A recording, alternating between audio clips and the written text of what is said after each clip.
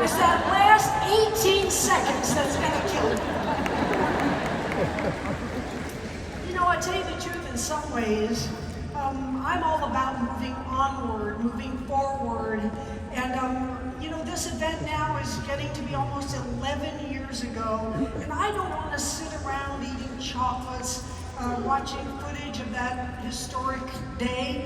On the other hand, I do like to watch some of the footage like this because no matter how old I get, I'll never look that bad again.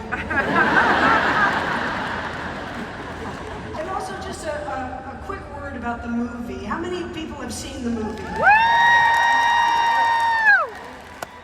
Bonnie and I are honored to our very cores, and I will share with you a quick insider story, and that is that before there was Netflix, before the cast was involved, Hollywood had come and bought my life rights and the rights to my book.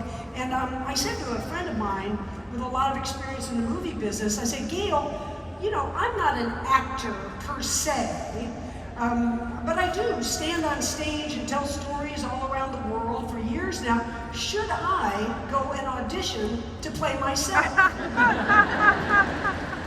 And Gail said, well, you only have to ask yourself one question. Do you want anyone to see the movie? You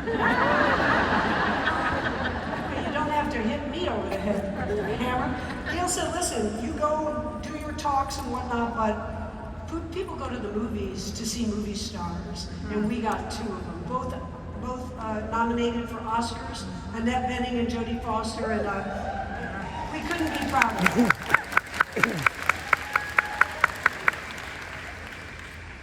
But the truth is, along with, you know, as we all do, reading stories and seeing films about people who do inspiring things, it actually is good for me in my life today, retired, to look back at my own story. Number one, it has as the grit of it, the words that I spoke when I finally got to that beach. We should never, ever give up. And yeah, you know, when we look at the stories of, you know, throughout history, whether it be people in the military or astronauts or people in medicine, almost to a person, they will say that, yes, of course, to be successful, we need talent, we need colleagues, a team around us to support us, we need skills, we need some timing, some good luck of being in the right place at the right time, but by far, more than anything, what we need is persistence, resilience. When you get knocked down, you get back up. And that's more than anything what this swim from Cuba to Florida, it was epic. The best swimmers in the world have been trying it since 1950. Men, women, young, fast, strong, and nobody had ever made it across, but our team, 5 times over 35 years, refused to quit, and that's why we made it to the ocean.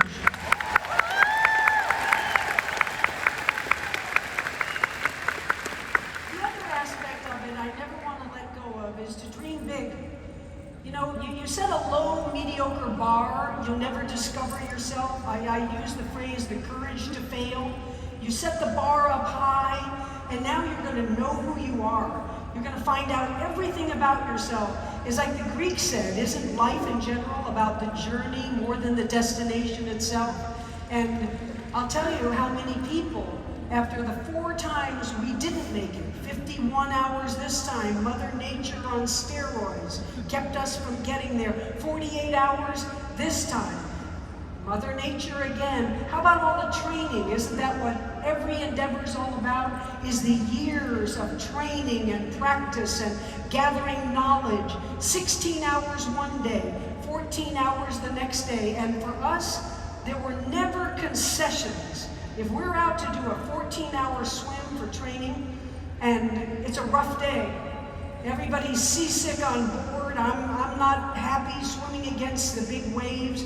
When we come toward the dock, Bonnie, my Jodie Foster, as I would come into the dock and about to touch, and we're all fried. We all want a hot bath, we want a hot meal, we want to get into bed, and it's 13 hours and 58 minutes. Well, isn't that good enough? We're the ones who set the training day. I actually do. But Bonnie knows me, and she knows I'm not going to be happy with that concession of those 2 minutes. So as I come in, she blows the whistle and says, I'm sorry, swim back out for 1 minute. I'll blow the whistle, you'll swim in, and when you touch, it's going to be a true 14 hours. So yes, we didn't make it 4 times, and they were public, and you'd have to call them, in strict sports terms, failures. We didn't make it to the other shore that we were trying to get to. But for us, for our team, those journeys were full of discovery. Self-discovery, team discovery, science, intel. We were on top of the world, discovering even when we didn't make it across. And every time we didn't make it, many people would send me that Teddy Roosevelt quote that they call the arena speech. I don't know if you know it, but to grossly paraphrase it, Teddy Roosevelt said, you go ahead. You sit in your comfortable armchair and you be the critic, while this guy gets in the ring and he gets pummeled and he gets bloodied and dirtied and he falls and crashes to the canvas, but he has heart, he has will, he gets back up and he gets pummeled again and he falls. Teddy Roosevelt says, I'd rather be this guy. I'd rather be the guy that falls and fails than the timid soul.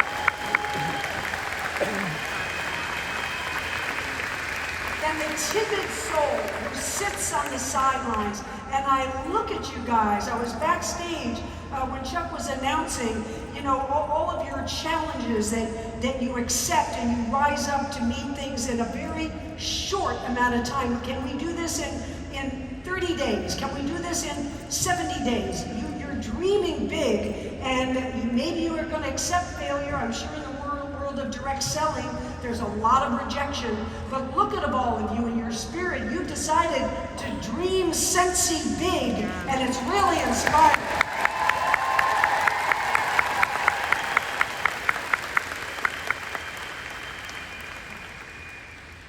It looks like the most solitary endeavor in the world, doesn't it? Only one set of arms is coming out for those 53 hours and all those other hours we talked about. If you had a drone camera above, they'd only see one left arm, right arm, left arm. But I'm breathing to my left 53 times a minute. And what I see over on this boat, about at the end of this stage, is Bonnie.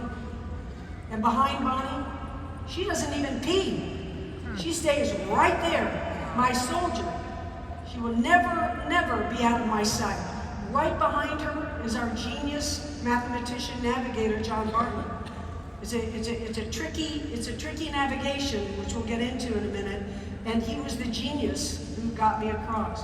Then there are the shark divers. Have I mentioned the sharks at all yet? Because they're an important protagonist of this story. Then there's the jellyfish expert, and they're the medical doctors, and they're the nutritionists. We have a team of 40 people on boats all around, and then they come to the epicenter of the boat closest to me to do the core work as we're making our way across. And just as it sounds like each one of you consultants, you're doing your work, you're direct selling on your own, but I hear it. I heard it just now on this stage. I've read about you. It's all about, just as we were Team Nyad, you are Team Scentsy. Woo!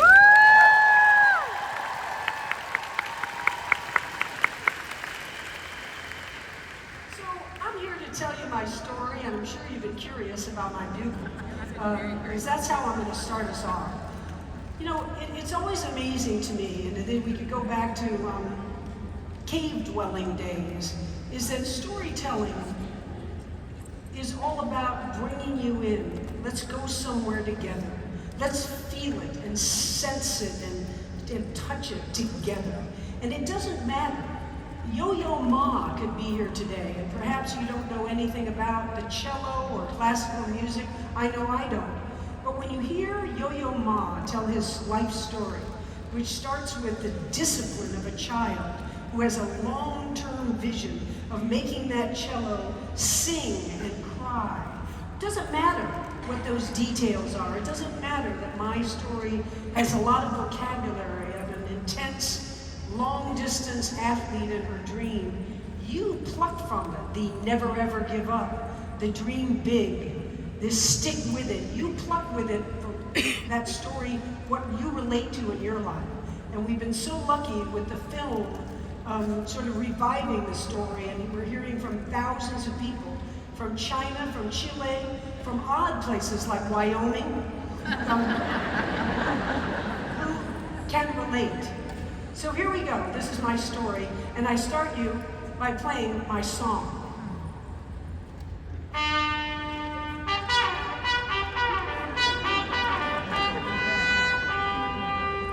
Reveille, get up!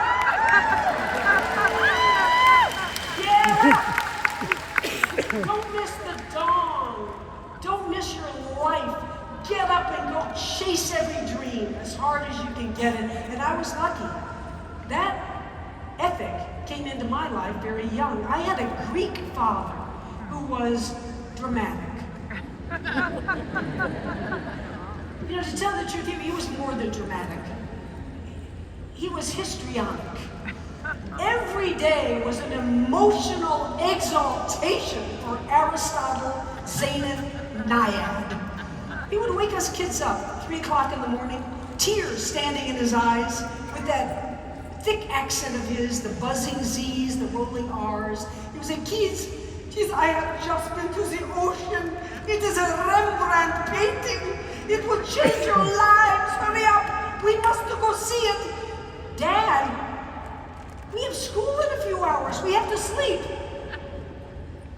I am your father, no? I am here to teach you the lessons of life, no? Lesson number 1, most important lesson of all, sleep is highly overrated. Get up! 20 minutes later, the whole family is strolling at the ocean's edge. The amber moonlight from our ankles out to forever. It was a Rembrandt painting. It changed our lives. On my 5th birthday, my father called me into the den. And over here on the desk, he had opened Webster's big, fat, unabridged dictionary. His hands were resting on the pages, tears again in the eyes. And he called to me, darling, you are coming in. I have been waiting for this day for you to turn 5. Because darling, today I am going to tell you the most important thing I will ever tell you. Come here. Darling, your name, my name, the name of my Greek people, it is here in the bold black and white important book, the dictionary. You will go to your little preschool tomorrow, huh? You will ask your little friends, is their name in the dictionary? They will tell you no. You are the only one. Come here, darling. I'm going to read for you. Nyad. In Greek mythology, my people, the nymphs that swam in the lake, river, ocean, and fountains to protect the gods. Definition number 2, the modern definition. This is the one for you, darling, special for you, Nyad. Girl or woman, champion swimmer. Wow.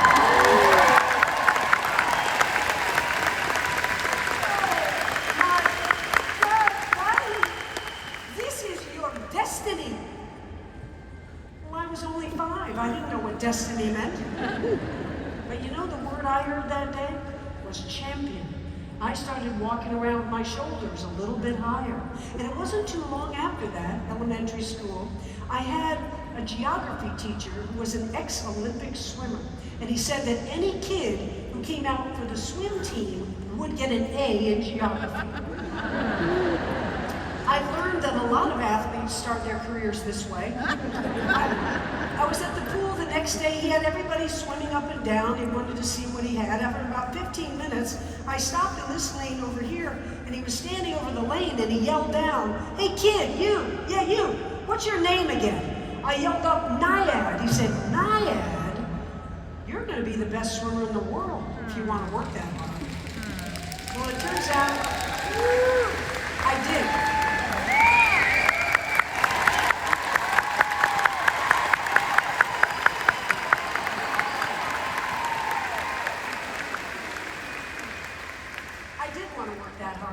I started getting up at 4:30 in the morning, every morning, 365 days a year, never an alarm clock needed. Started doing 1,000 sit-ups every night, elbow to knee, every one, never 999. And by the age of 9, I was a little champion swimmer in the state of Florida, a big swimming state. And at the age of 9, the Cuban Revolution broke. Literally overnight. In a 24-hour period, thousands of Cubans flooded into my hometown, Fort Lauderdale, Florida. We were flying the Cuban flag. We were eating Cuban food. We were dancing salsa in their living rooms. We had a mystique buzzing about that island that we knew so well. My parents had danced salsa in the Hotel Nacional. Most of us had been to Cuba. We knew Havana very well, and all of a sudden, it's forbidden. They can't come here, we can't go there, and we had a mystique buzzing about that forbidden island. And I was on the beach one day with my French mother, who, by the way, spoke with a thicker accent than my father, so that's entertaining at home, right now. And I said, "Mom, where is Cuba? I know it's right out there, but I can't see it. Where is it?" She said, "Well, it's this way." "No, it's more this way over here." As a matter of fact, Havana is just over the horizon. It's right there. It's so close. You little champion swimmer, you could almost swim there. What? Swim there? I'll tell you something. That day, age 9, is when that phrase started racketing around in the back of my imagination. Age 12, my father calls me back into that same den. Now he's agitated. He's walking fast with his hands behind his back. The veins are sticking up on his neck. I said, "Dad, what is wrong with you?" "What is wrong with me? I make big mistake when I show you the dictionary. Now, you are a fanatic. This is every day. We don't know to tell our friends you are eating dinner some crazy place they call the training table. You don't know your brother and sister anymore, huh? You don't go to church anymore on Sunday, huh? Darling, your hair is green." So that's right, Dad. My hair's green. And you know what, Dad? That's how people get ahead in life. They're fanatics. And one day, Dad, I'm going to stand on the podium at the Olympic Games. I'm going to bow my head for a medal for the United States of America. You know why, Dad?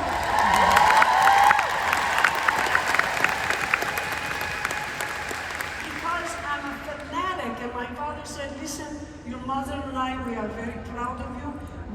We wish you all the luck in the world. We really do, but this is too extreme for our family. We have made a key to the house for you. Here it is. You are now on your own." Well, as happens in many sports and other endeavors, your coach becomes your father figure. So my coach, the one who saw me that very first day, said I was going to be the best in the world, became a dad to me. I would read in my report card every month. He told me I was smart and funny, and I was going to do anything I wanted in this life. We were all good friends with Coach's family. We babysat his kids. We went over on Sundays to watch Dolphins games at Coach's house. Age 14, there was a big meet in my hometown. I haven't lost at the 100-meter backstroke for 2 years now in the state of Florida. I went over to Coach's house for a nap in between the prelims and the finals. I don't know. Was it 3 minutes? Was it 4 minutes? was shocking. It was violent. And it was devastating to my core. I had to ride with him in the pool, in the car to the pool afterwards. Usually we were a couple of magpies chatting, but not this day. We didn't say one word. My teammates thought I was coming down with the flu or something. I was off. I lost that night. We won. There they were on the other side of the pool deck, getting on their sweats, gonna go out for pizza. Usually I'd be the leader of that fun, but not this night. This night, I went to the bottom of the diving well, 17 feet underwater, and I screamed. I'm telling you, I screamed so loud, had I been above the surface, you might have heard me from Fort Lauderdale down to Miami. I screamed, no! This is not going to ruin my life! I didn't know as a teenager that my talent as an athlete would be swimming over the curvature of the earth with a steel trap mind. As a sprinter, over 8 years, my chances looked slimmer and slimmer to make an Olympic team. And I remember this night, all those decades ago, as if it were last night. One more 100-meter backstroke. I'm either going on this night to the elite Olympic trials the next day, or I'm going on to the rest of my life. I'm walking down that pool deck with the weight of the world on my shoulders. My brother and sister gave up their dreams because mine were so big. There were the sacrifices of the 4:30 every morning. And you all know how that sexual abuse epidemic goes. The first time is a shocking surprise attack, and then there's a coercion. You're the special one. You're silenced and you're shamed.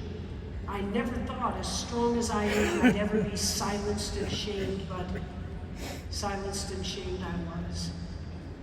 My friend, Suzanne, came and shook me. She said, what's going on with you? You look like you're in a daze. This is the most important race of your career. You know, why aren't you in a focus? And I started in with all the sacrifices and my brother and sister, and she stopped me and she said, we're not in the past reflecting, you know, on what's gone down. You're still in it. I know the chances aren't great for you, but you've got this one race. I tell you what, when you finish, when you touch that wall, why don't you close your eyes and close your fists, say it and mean it, that you couldn't have done it even a fingernail faster. She said, I guarantee you do it like that, you say it and you mean it, you'll have no regrets, no matter what happens. So now I had a vision. Don't leave this much energy in that pool, and I blasted off with the shoulders I had built for 8 years, with the heart that drove me to do those 1,000 sit-ups every night. And when I touched the wall, I had no idea.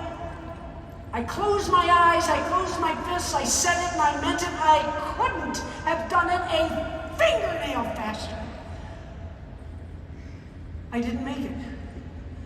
I went and congratulated the 2 girls who were going to the trials, and I walked across that pool deck that night. I put down my heavy swim bag. I looked up at the stars, and I said to myself, I remember it, I remember the words. No matter where you go, no matter what you do every day of your life, so you can't do it a fingernail better. You'll have no regrets.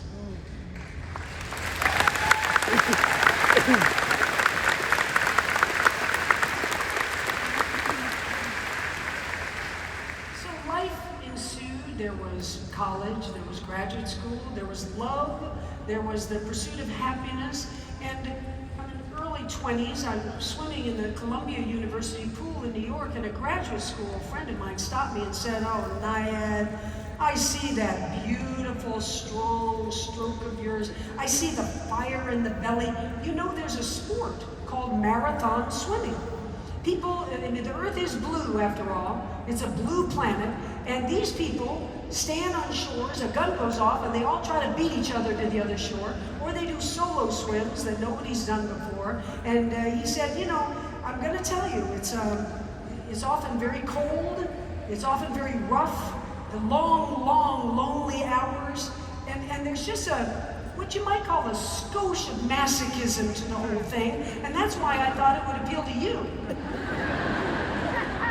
So I found myself standing on the shore of Lake Ontario.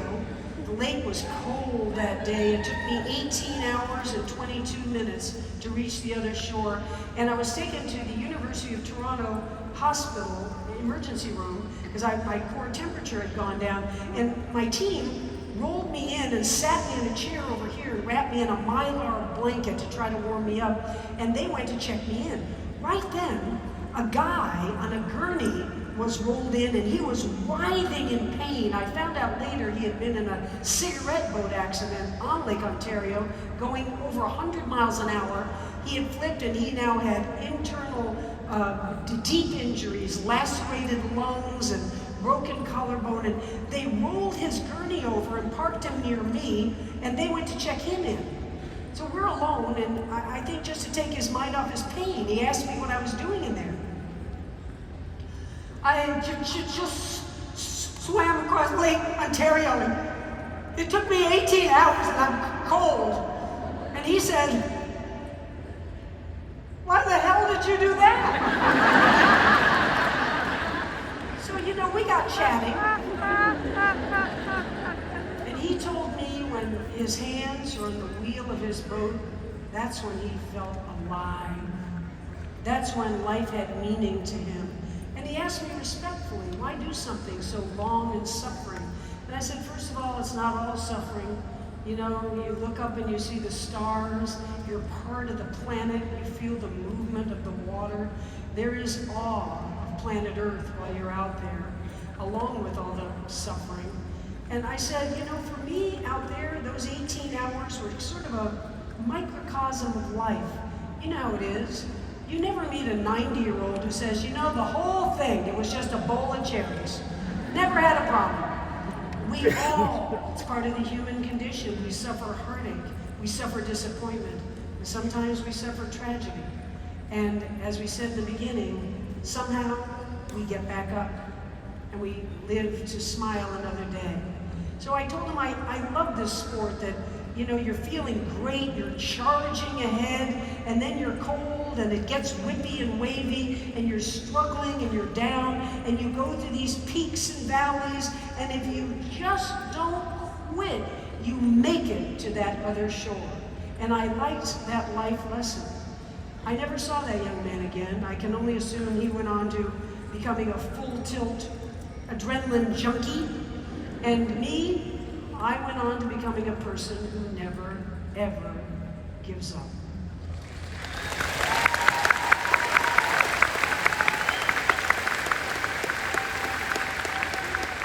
So it is a blue planet, and for the decade of the 1970s, which were my 20s, I joined this band of marathon swimmers, and we would go from the Bay of Naples in Italy to the great swims along the coast of Argentina to the swim around Manhattan Island, all kinds of swims in Europe and off Mexico.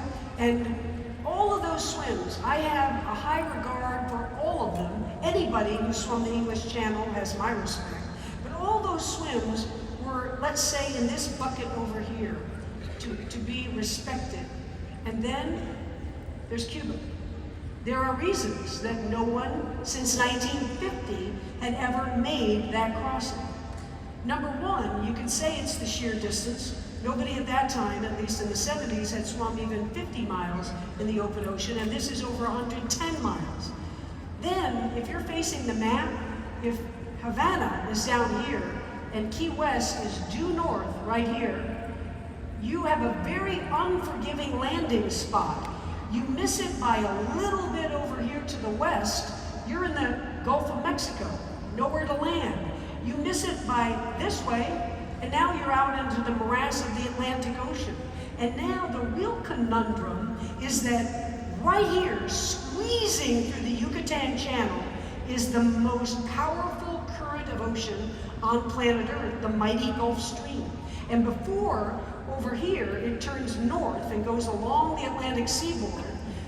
Right here between Cuba and Florida It's about 85 miles wide, so you can just picture, once you're off the shore in Havana and you're not too far out, you're going to be in that stream. And up here, before you're ready to get out of it and try to make Florida to shore, you're in it. And that stream is flowing due east, and it's flowing at about 6.6 miles an hour.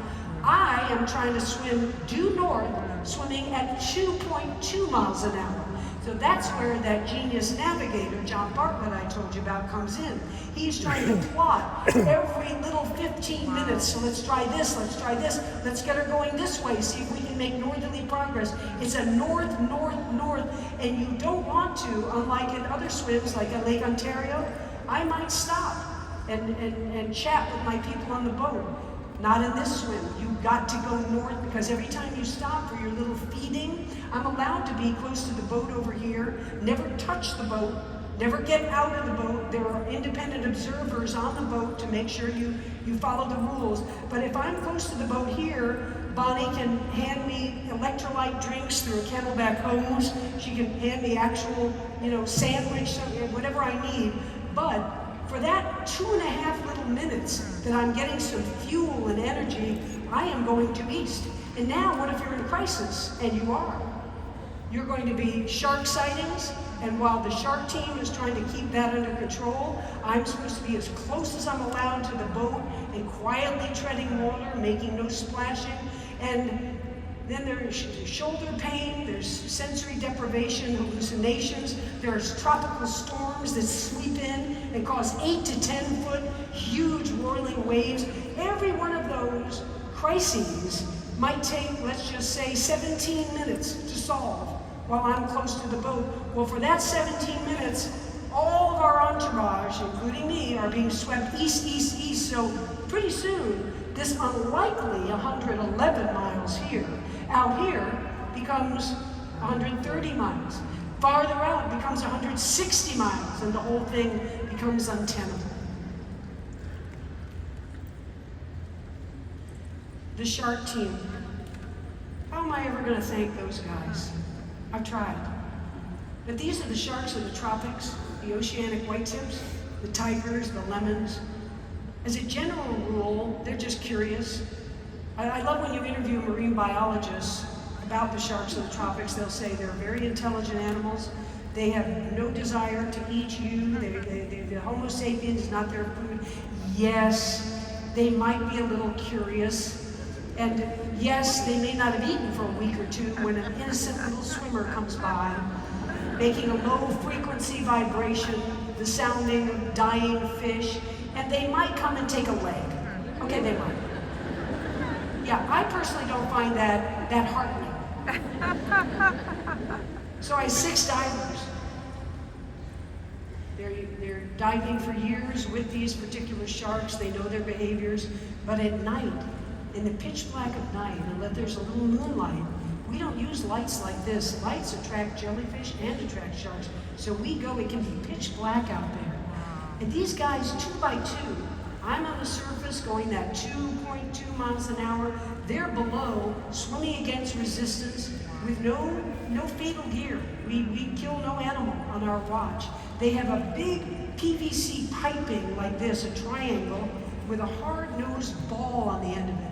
And this guy is below me by 10 or 12 feet, and he's trying to look at this 180 degrees to see if he sees the fluorescence of the shark's eyes.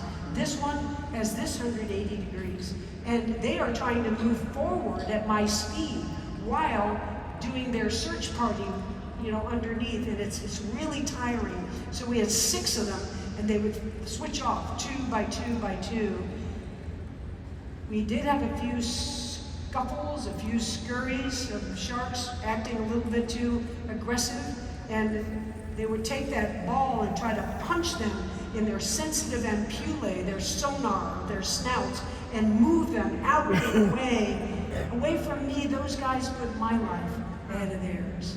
Like I say, how am I ever going to thank them?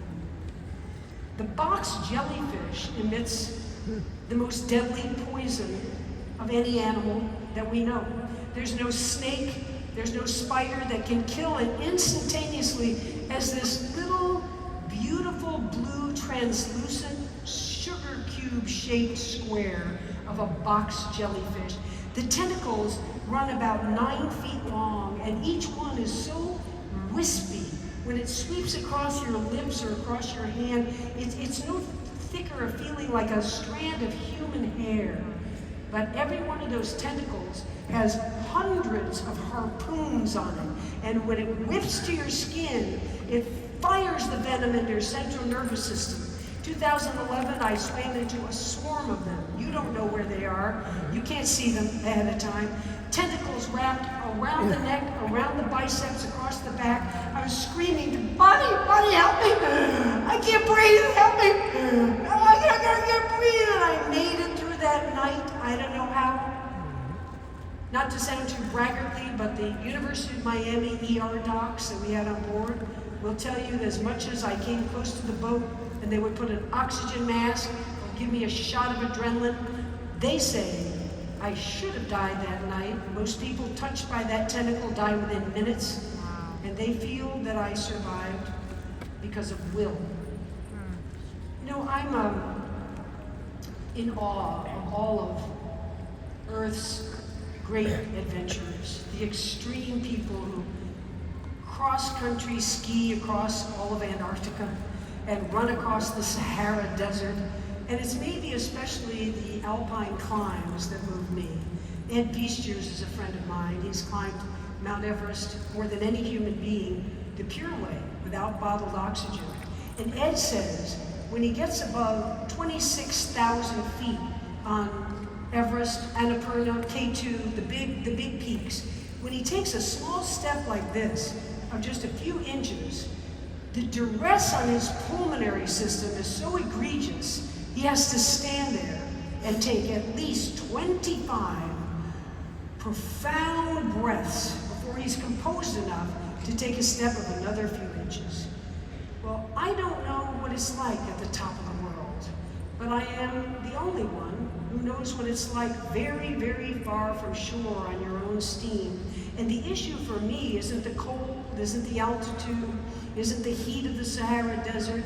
The issue for me is sensory deprivation. I've got these fogged over goggles, and I told you I'm turning my head 53 times a minute this way, so there's no visual input. When I come to the side of the boat, I hear them all chatting about, oh, wasn't that pod of 50 dolphins that played with us wonderful? I didn't see them, I saw Bonnie.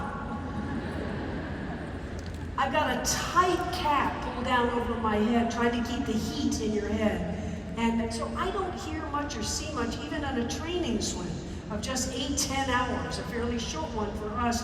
You are very quickly into the interior of your mind. You're thinking of Stephen Hawking and the majesty of the universe. Your childhood is rafting, across your brain this way. And so I developed a series of counting and a series of songs that would keep me engaged and get me through the long hours. You're not allowed headphones in this sport. You want to use the discipline of your mind as much as the discipline of your body. So I would just, to myself, sing these songs, as I say, to get me through. And you've got this robotic, almost like a metronome stroke, so you can count time very easily. I chose songs, they're my generation.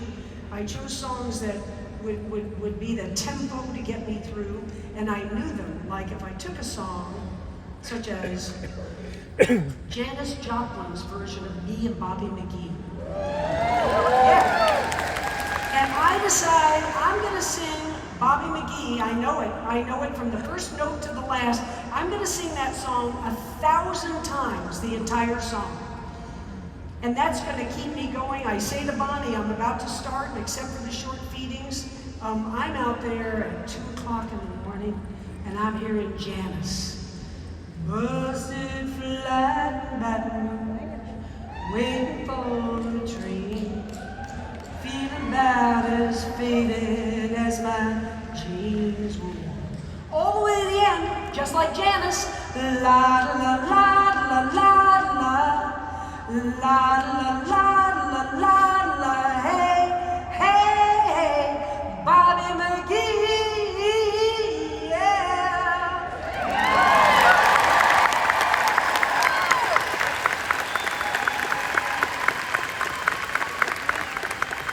767. Busted flat. And when I get to the end of 1,000 me and Bobby McGee's, I have just spent precisely 9 hours and 45 minutes. So my father was right. It's extreme.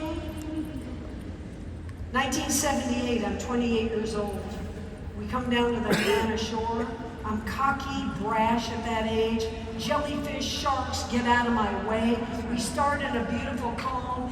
Only 8 hours later, a huge set of tropical storms come up. We're in an 8-foot sea. That's a sea that might be breaking at the top of this screen. The shark divers can't see any fins below or above the surface anymore. I can't see the boat most of the time, so I'm out just swimming, navigating on my own. And at 41 hours, 49 minutes, the storms never let up. John Bartlett, the team, called me over close to the boat. We had that talk. You never want to hear that this is just not our day. We're going to have to come back another day. We train a whole other year, so it becomes 1979. And this year, the trade winds blow out of the east for 91 days. You want to do this swim in the summer when the water's warmest. And for 91 days, our window, the wind blew hard out of the east, and that wind coming up against those Gulf Stream water peaks are now forming gigantic peaks out there, and we don't get a chance to go. What do they say? Better to try and fail than not try at all. We didn't get to try at all that year. 1980, trained another year, another grueling year of 14-hour swims.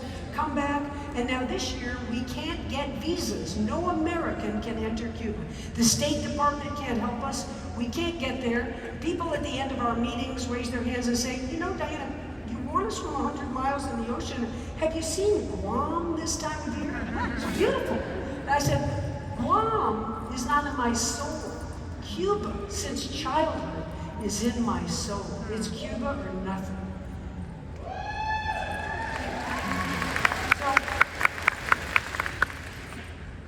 I turned 30 that summer. I was getting offers from National Public Radio, Wide World of Sports, Fox Sports. It was time for me to grow up and make a living, and I left my beautiful Cuba dream behind. And it kind of surprises me because I was retired. Why should I care? But every time I'd watch a swimmer try to make it across, I wasn't wishing them any harm or anything. When they didn't make it, I did a little happy dance. Look, the dream is still alive out there. I'm not going to complain about those 30 years, not for a moment. From age 30 to 60, I'm traveling the world, watching the best in the world, the athletes pursue their excellence. I'm at the Tour de France and the US Open Tennis Championships and Olympic Games and the New York City Marathon. They're inspiring. It was a wonderful life. But the truth is, toward the end of that 30 years, coming up to turning 60, I was feeling the tremendous malaise of a spectator. I was chasing after other people chasing their dreams. I wasn't the doer anymore. Then my mom died. Don't bien, maman. And it got me thinking, Mom, Lucy was 82. I thought, could that possibly be that after being in good shape my whole life, I wasn't a swimmer anymore, but doing bike rides and intense workouts?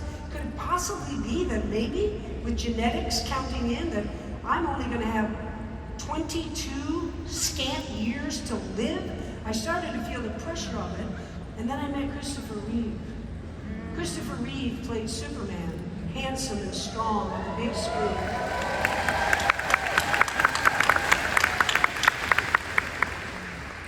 But I met Christopher after he had had his accident, falling from his horse. Now he was a quadriplegic. And regrets were very big in Chris's vocabulary.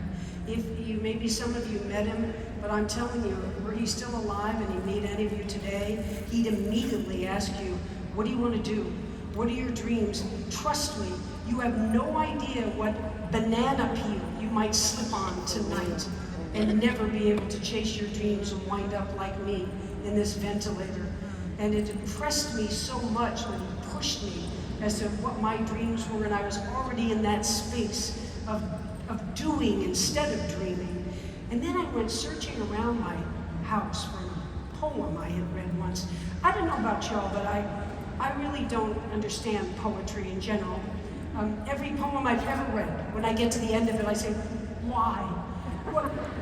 Couldn't they just use a couple of more verbs? Maybe I would understand, but this was a poem that had meant something to me, and I knew I needed it now. I bet you know it. It's Mary Oliver, The Summer Day.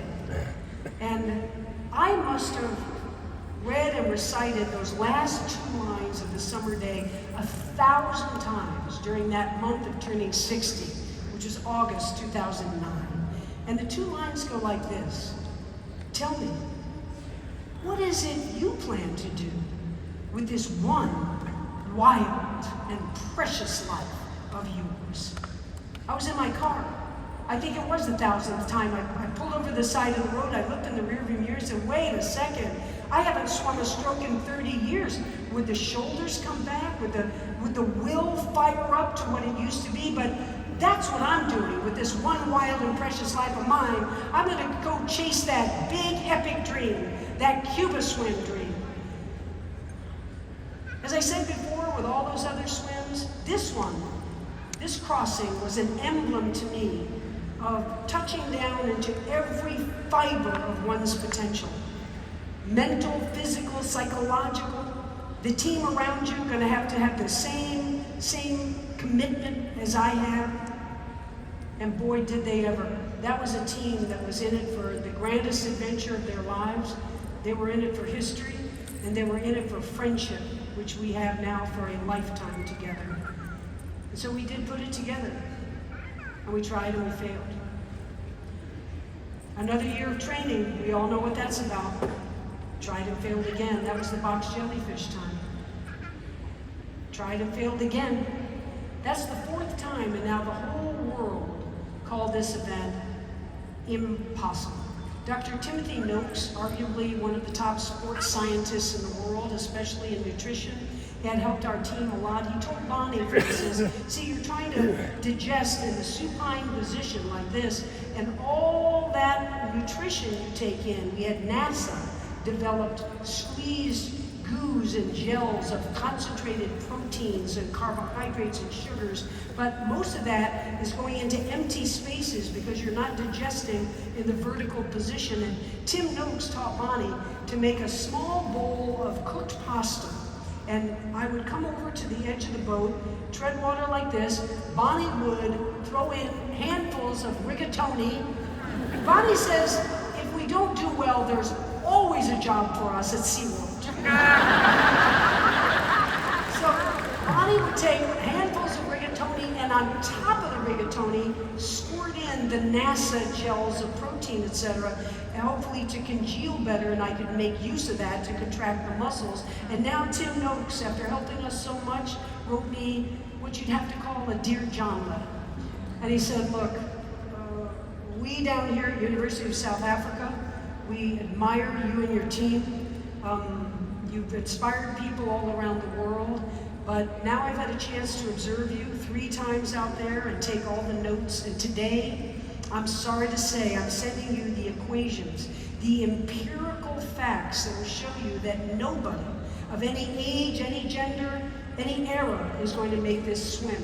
You have to push north so hard for so long that you're going to be in a state of glycogen deprivation. You're going to go into unconsciousness before you can get to the other side. You can never take in as much as you're putting out. It's never going to be done.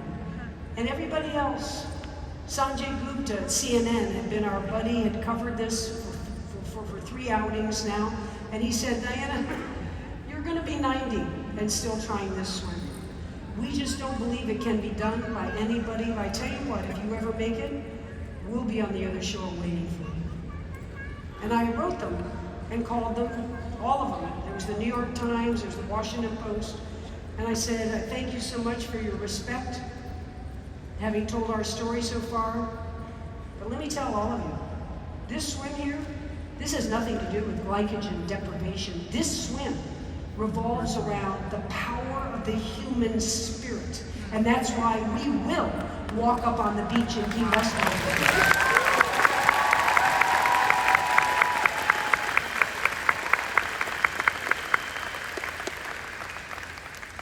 So we put it together a fifth time. We get the weather call. We're leaving at dawn for Havana. 40 of us, the whole team, we're in Key West. We're sequestered. I'm excited, I'm trained up, I can walk through a brick wall, and on the other hand, I'm scared. I admit it. Will this be the time that a rogue shark comes through and gets me? Will this be the time I run into another swarm of those box jellyfish? You don't get immune to them, you get sensitized to them, and if you live through one sting, you'll never live through the next one. Will this be the time that the team that can't give anymore? This is the fifth time they've taken, never getting paid a cent, one of them, when they, took time from their families, their own jobs.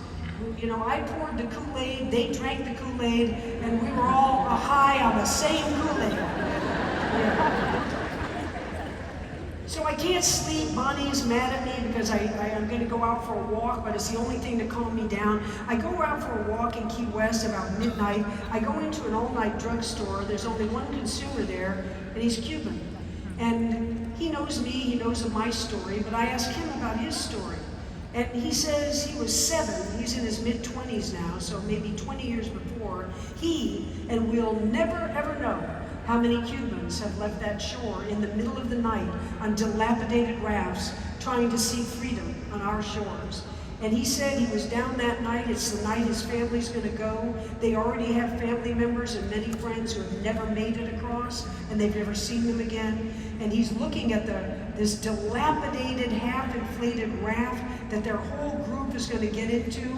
And he's so scared it's not going to make it past the breakwater. It's a pretty windy night. He says, how is this boat going to possibly make it to 100 miles of treacherous ocean? And his grandmother came down, and she pulled him over the side. He told me that he was her favorite. And she said, mi querido, I'm not going. This is my country. I'm too old. But listen to me. An American once gave me this $2 bill. They say it means good luck over there. We're going to zip it in your jacket. It's going to help you survive the crossing. It's going to help you make a good new life in America. And querido, it's possible that you and I, we're never going to see each other again. But listen, you'll do this for me. One day, and you'll know the right day, you're going to come across somebody who, just like you tonight, needs some good luck. And you're going to give them this $2 bill. And he gave it to me that night.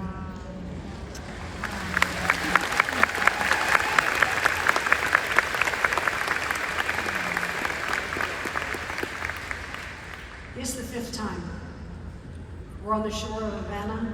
I have that $2 bill in a plastic sheet. I've tucked it down. His grandmother was there at the shore. She heard about it. She called out. I went up to her and we hugged. I took out the $2 bill and she kissed it for me. And I put it back in.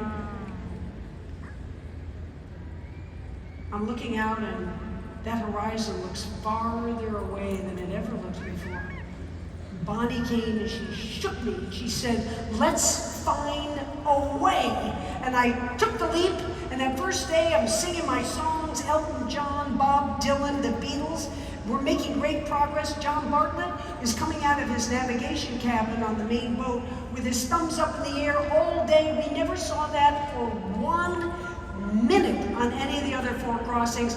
All day, he's happy with the Gulf Stream configuration. It has a tiny northerly component today instead of due east. The wind is low, I'm strong, all the team is clicking together, and that night was hell on earth.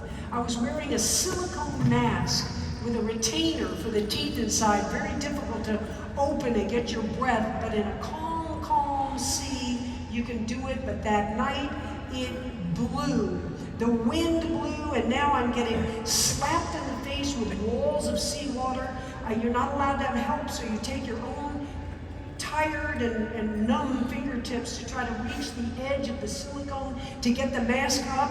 I'm vomiting into the mask. I've got to clean it out, get it back on, and the next day, it does calm down, and Bonnie starts calling me over for real quick feedings every 45 minutes, try to make something up of everything I've lost, the weight I've lost the night before, instead of every 90 minutes. And that second night, if it's possible, was more hellish than the first night. Now I have lost a light. Now I'm cold. I'm hallucinating freely. I saw floating right over here the Taj Mahal. It never occurred to me it shouldn't be floating between Cuba and Florida.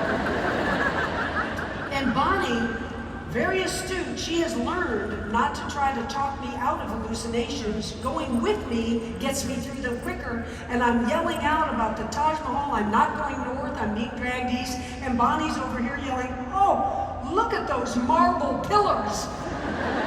Just magnificent. And you know what, Diana? We're going to come back, we're going to spend a whole week at the Taj Mahal. We're going to visit every centimeter of the Taj Mahal, but tonight, come on, please put your head down, swim, count, sing. We got to go north. A few hours later, I got fixated on these little men walking on the ocean floor. And I can't see the ocean floor. It's like 1,200 feet underwater. But I see them, and they're marching with little knapsacks. So I'm not swimming, I'm stopping, and I'm treading water. I'm trying to figure out, and then I know who they are. They're the Cubans. They're the Cubans who have died in trying to make it across. And Bonnie, when I tell her that I'm upset, she takes a look, she's respectful. She looks over and she says, no, don't be upset. Those aren't the Cubans. You know who those are? Those are the 7 dwarfs. And you know the great thing about them? They're going right where you're going, so just follow them for a while. I can't tell you how helpful they were. I was trying to remember all their names, and I breathed to the left, so as my right ear would go down, I would hear them. They were chatting, they were singing, and they were whistling. Hi ho, it's off to where we go.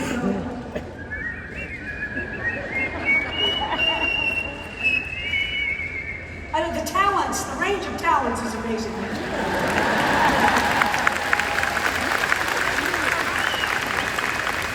hanging on by a thread. I honestly couldn't remember who I was, what I was doing there. Why does this guy in the kayak know my name? And Bonnie blew the whistle for shark, and I got my legs drawn up like I'm supposed to, snapped me out of my reverie. I paddled toward the boat like I'm supposed to, and when she got there, she said, listen to me. I want you to feather up. Tell me what's straight ahead. What do you see? I said, Bonnie, come on, my vision is shot. It's a sea of black. It's black ocean, black skies. I can't see anything. She said, it's important, it's crucial. Tell me what you see. Feather up higher. Wait a second. I do see something. There's a filament of white right across the horizon level like this. The third day is upon us. You know what happens when the sun comes up. We all feel hope. The sun's rays are going to warm my body. And Bonnie's not a crier, but she's choked up. And she says, Diana, that's not the sun. That's better than the sun. Those are the lights of Key West. Come on, we're going to make it this time.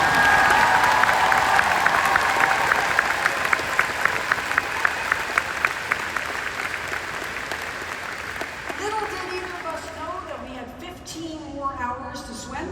But we had done many 15-hour swims, and now, many hours later, we're 2 hours from shore.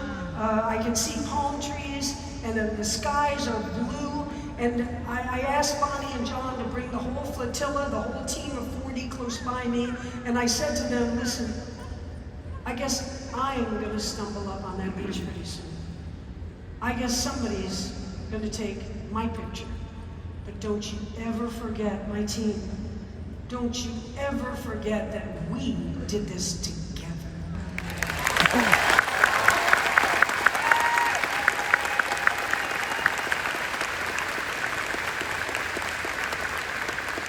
So as I said in the beginning, it's been 11 years since the stumble up onto that beach, and I don't want to just look back. I'm moving forward. I'm starting an archive for survivors of sexual abuse, a place where they can be.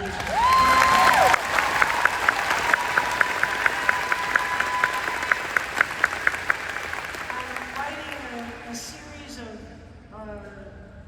middle school chapter books, and it's called the series You're Never Too Young to Chase Your Dreams.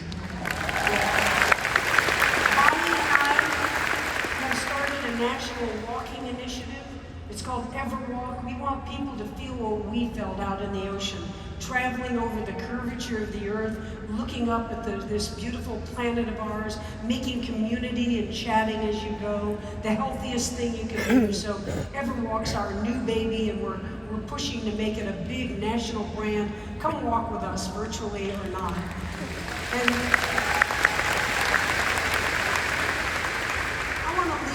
by saying, and it might be a too precious thing to say, but in about a month, I'm turning 75.